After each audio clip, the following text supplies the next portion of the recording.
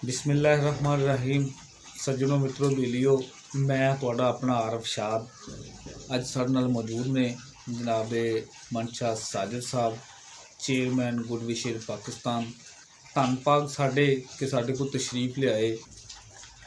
ये उदों साडे कोल तशरीफ लियाए जदों एक लॉन्ग मार्च चूनिया तो आज़ाद कश्मीर तक पैदल लॉन्ग मार्च कर रहे हैं और यौम यकजहती कश्मीर ते आओ अज असीं इन्हां नाल गलबात करते हाँ कि इन्ना एडा तवील सफ़र किस तरह और किवें और किहड़ियां मुश्किलों तो गुजरदियां होया जनाब अज 6वें दिन बाद कामों की पहुँचे ने तो इन्हां नाल गलबात करने आ जनाबे मनशा साजिद साहब नाल। अस्सलाम वालेकुम सर। वालेकुम सलाम सर की हाल है? ठीक ठाक हो? अल्हम्दुलिल्लाह, शुक्र मालूम का।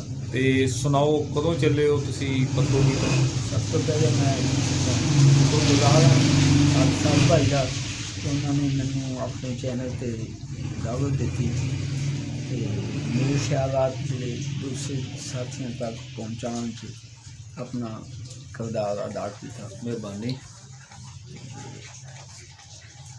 मैं अपने सफ़र का आगाज़ यकजहती कश्मीर के हवाले नाल चूनिया तो 17 जनवरी तो शुरू किया और इहदा 5 फरवरी में इख्तिताम होएगा आसमानी वादी आज़ाद कश्मीर इंशाअल्लाह। ये मार्च करने का मकसद मकसद ये ने कि असी कश्मीर मकबूजा कश्मीर होने वाले मजालम ते हिंदुस्तानी बलबूयत में बैन अवी सतह पर उजागर करना चाहते हैं और बैन अवी कुव्वतां नूं पुरजोर अपील करना चाहते हैं कि इस मामले का जल्द तो जल्द हल तलाश किया जाए।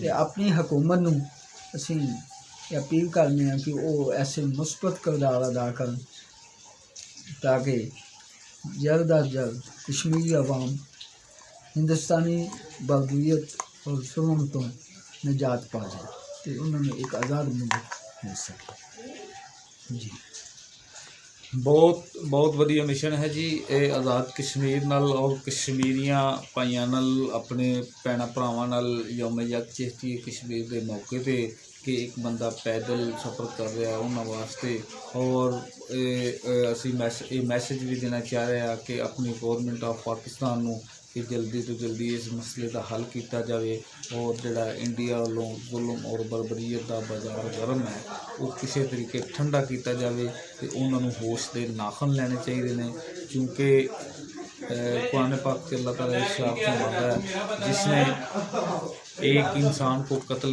नाहक कत्ल किया गोया उसने पूरी इंसानियत का कत्ल किया।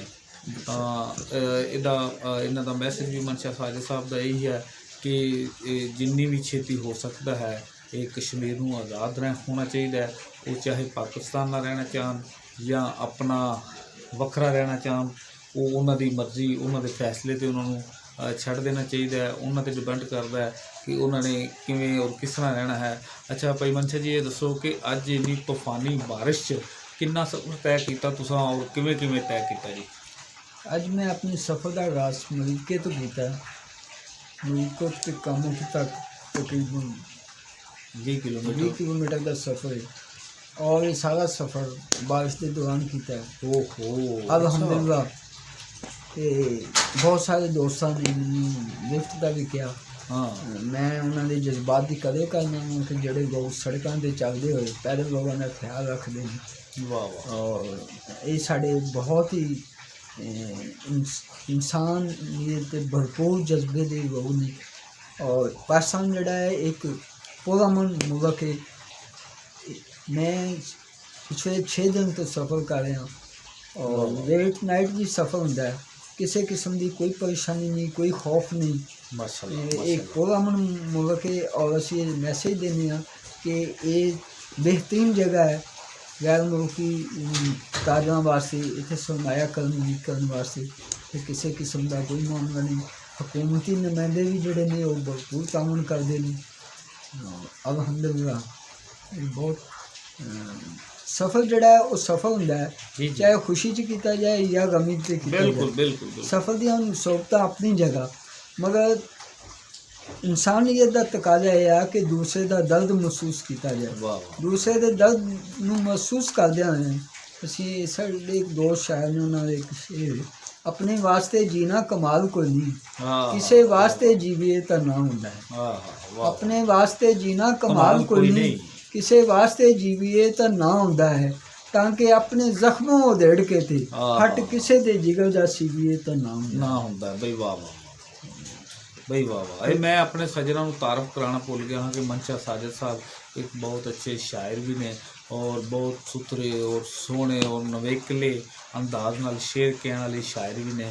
ਇਹ ਅਬਾਸ ਮਿਰਜ਼ਾ ਸਾਹਿਬ ਦੇ ਸ਼ਾਗਿਰਦ ਵੀ ਨੇ ਔਰ ਅਬਾਸ ਮਿਰਜ਼ਾ ਸਾਹਿਬ ਮਾਸ਼ਾਅੱਲਾ ਬਹੁਤ ਵੱਡਾ ਨਾਂ ਹੈ ਜੀ ਲਾਹੌਰ ਤੋਂ, ਔਰ ਬੈਤ ਦੀ ਦੁਨੀਆ ਦਾ ਔਰ ਗਜ਼ਲ ਦੀ ਦੁਨੀਆ ਦਾ ਬਈ ਕਮਾਲ ਨਾਂ ਹੈ ਅਬਾਸ ਮਿਰਜ਼ਾ ਸਾਹਿਬ, ਮੁਹੰਮਦ ਅਬਾਸ ਮਿਰਜ਼ਾ ਸਾਹਿਬ। ਔਰ ਉਹਨਾਂ ਦੇ ਸ਼ਾਗਿਰਦ ਖਾਸ ਵੀ ਨੇ ਔਰ ਉਹਨਾਂ ਕੋਲੋਂ ਇਹਨਾਂ ਨੇ ਸ਼ੇਰ ਕਹਿਣ ਦਾ ਵੱਤਰ ਵੀ ਸਿੱਖਿਆ ਔਰ ਵੱਲ ਵੀ ਸਿੱਖਿਆ।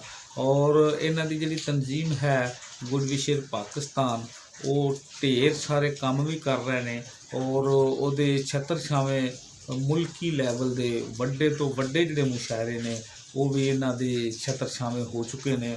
ਔਰ ਇੱਕ ਹੋਰ ਮਜ਼ੇ ਦੀ ਗੱਲ ਦੱਸਦਾ, 2022 'ਚ ਇਹਨਾਂ ਦੀ ਜਿਹੜੀ ਤਨਜ਼ੀਮ ਹੈ ਗੁੱਡ ਵਿਸ਼ਰ ਪਾਕਿਸਤਾਨ ਉਹ 25 ਸਾਲ ਪੂਰੇ ਕਰ ਚੁੱਕੀ ਹੈ ਔਰ ਇਸੇ ਸਾਲ ਇਨਸ਼ਾਅੱਲਾ ਮੁਲਕੀ ਲੈਵਲ ਦਾ ਇੱਕ ਹੋਰ ਮੁਸ਼ਾਇਰਾ ਇਨਕਾਦ ਕਰਨਗੇ ਔਰ ਗੋਲਡਨ ਜੂਬਲੀ ਸਿਲਵਰ ਜੂਬਲੀ ਅਸੀਂ ਜਿਹੜਾ ਨਾ ਜੀ ਉਹ ਮਨਾਈ ਜਾਏਗੀ।